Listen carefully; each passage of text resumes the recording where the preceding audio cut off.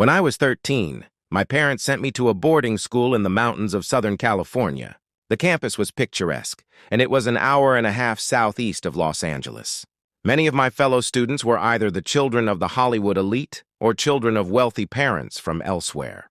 One of my roommates was named Jack, and he was a wealthy kid from Connecticut. Jack lived in a fantasy realm and would tell other students that he was trained in stick fighting and martial arts. He would do demonstrations of his stick fighting and threaten to hurt the staff if they tried to take away his weapon. About a year into my time at the school, Jack and I wound up being roommates. Jack and I lived in a 4-bedroom dorm room with 2 other students, and when Jack wasn't having an episode of delusional fantasy, he was a pretty okay guy.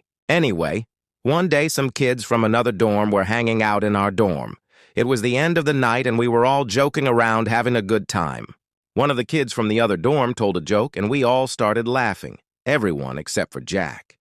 Jack was sitting on the foot of his bed, shirtless but with khakis on, and he had a wry little smile, like he had his own secret punchline. Then I heard someone say, "Oh, what the fuck is that?" before they started to gag. Unbeknownst to us, Jack had ripped a silent but deadly fart that had just reached its first victim. Within seconds, the rest of us started gagging as the smell filled the room. There was only one option at this point: to escape the surprise gas attack by evacuating our room.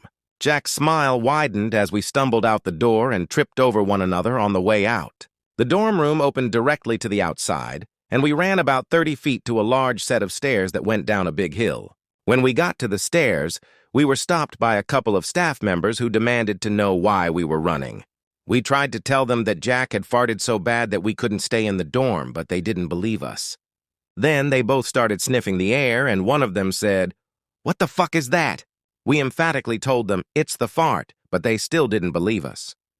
From that day forward, whenever I told other students about the events of that night, I referred to the fart as J-Force 1.